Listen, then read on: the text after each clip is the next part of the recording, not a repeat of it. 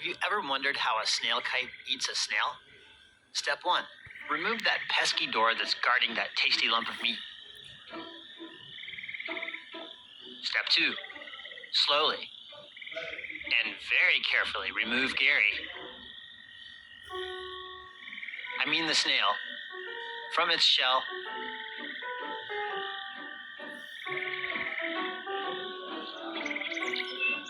And then discard the shell.